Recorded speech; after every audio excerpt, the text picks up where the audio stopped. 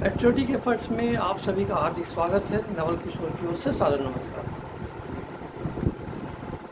पिछले वीडियो यानी 11 जुलाई को वीडियो बना था, उसमें हमने 14 ऐसे कारण बताए थे जिनसे ये कहा जा सकता है कि सीमा हैदर भारत में एक संभावित नेता है, एक संभावित प्रधानमंत्री भी हो सकती है। उसमें यह भी चर्चा की थी कि उसके जो कुछ प्रमुख वोटर्स होंगे उसमें SC/ST का एक बहुत बड़ा तबका, मुसलमानों का बहुत बड़ा तबका, बहुत सारे हिंदूवादियों का बड़ा तबका, प्रेम पुजारियों का तो पूरा का पूरा तबका, और मानवता और मानवताधिकार के जो पक्षधर लोग होते हैं उन सभी के पूरा का पूरा तबका, गरीब वर्ग, 4 बच्चों वाली लाचार माँ के प्रति सहानुभूति रखने वाले लोग, भावनात्मक यानी जज्बाती लोग, सत्ता के लालची नेताओं के समर्थक या मतदाता। विस्तार से चर्चा हुई थी। अभी हम ये चर्चा करने जा रहे हैं कि सीमा हैदर को भारत की नागरिकता मिलेगी या नहीं मिलेगी, मिलनी चाहिए या नहीं मिलनी चाहिए, क्योंकि नेता या प्रधानमंत्री बनने के लिए सबसे पहले तो उसको भारत का नागरिक बनना पड़ेगा।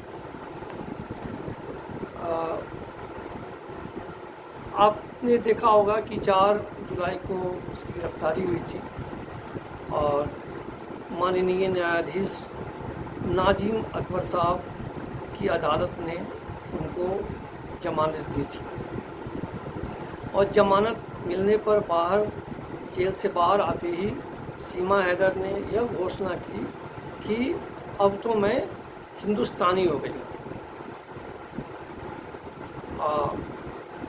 नाजिम अकबर साहब को थोड़ा सा इसमें ये ध्यान रखना चाहिए था कि किसी भी मीडिया से बात करने पर रोक लगा देनी चाहिए थी, क्योंकि इसकी वजह से सीमा हैदर को लगातार पब्लिसिटी मिलती रही और बहुत सारे लोगों को की सहानुभूति, बहुत सारे लोगों का समर्थन भी मिलने लगा।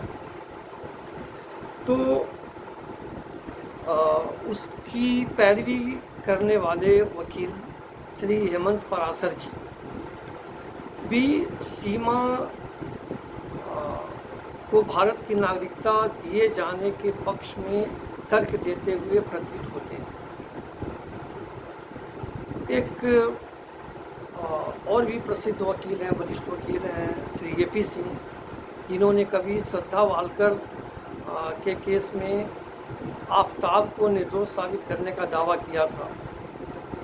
आज वो यह भी दावा करते हुए दिखाई पड़ रहे हैं कि मैं सीमा को भारत से पाकिस्तान वापस नहीं जाने दूंगा और उसको भारत की नागरिकता दिलवा कर रहूँगा। ये हमारे AP सिंह साहब का कहना है।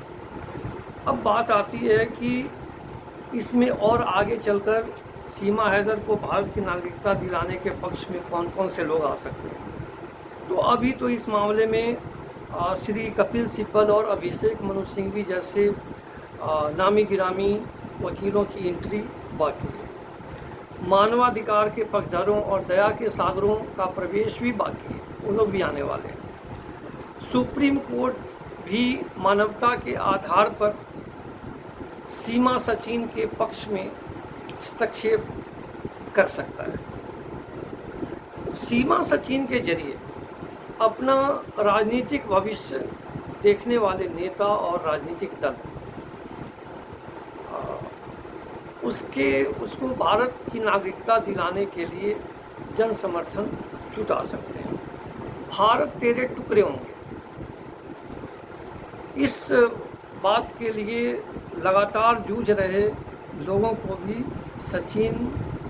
सीमा सचिन को भारत की नागरिकता दिलाने में अपना मिशन की कामयाबी में कुछ सहयोग मिलता हुआ दिखाई देगा, इसलिए वे लोग भी समर्थन में आ सकते हैं।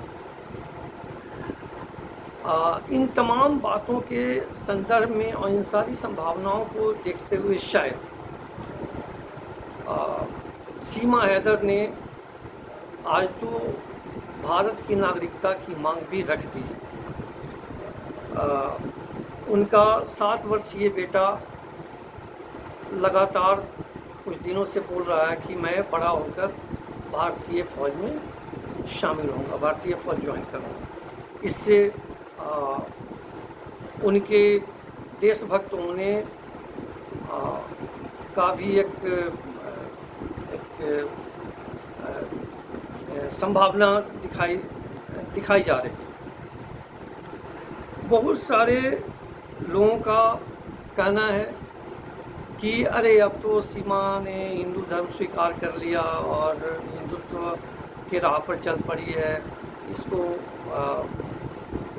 हिंदुत्व की विजय के रूप में भी देखा जा सकता है, तो अब सीमा को भारत की नागरिकता भी मिलनी चाहिए, देनी चाहिए। और सीमा एक बात यह भी शुरू से बोलती रही है कि मैं भारत में ही मर जाऊंगी, लेकिन वापस भारत से पाकिस्तान नहीं जाऊंगी। इसको आत्महत्या की धमकी के रूप में भी देखा जा सकता है।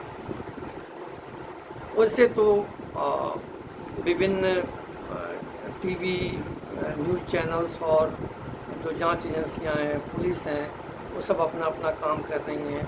कुछ बड़े लोग जैसे उत्तर प्रदेश के भूतपूर्व डीजीपी श्री विक्रम सिंह और प्रसिद्ध इतिहासकार प्रोफेसर कपिल कुमार, इन लोगों ने तो सीमा के ऊपर पूरा शक जताया हुआ है कि ये आईएसआई के एजेंट हो सकती है, पाकिस्तान की जासूस हो सकती है। और भी कई लोग हैं जो उसके पाकिस्तान की ओर से आए हुए जासूस के रूप में देखने की कोशिश कर रहे हैं। तो इन तमाम संभावनाओं के बीच में आपकी क्या राय है? क्या होना चाहिए, क्या नहीं होना चाहिए, क्या होगा, क्या नहीं होगा? इन पर अपनी राय ज़रूर बताएं। आपकी राय जानकर मैं अपने आप को धन्य समझूंगा और हमारा ज्ञानवर्धन होगा। इसके लिए मैं आभारी रहूँगा। तब तक के लिए आप लोगों को नमस्कार। जय हिंद, जय भारत।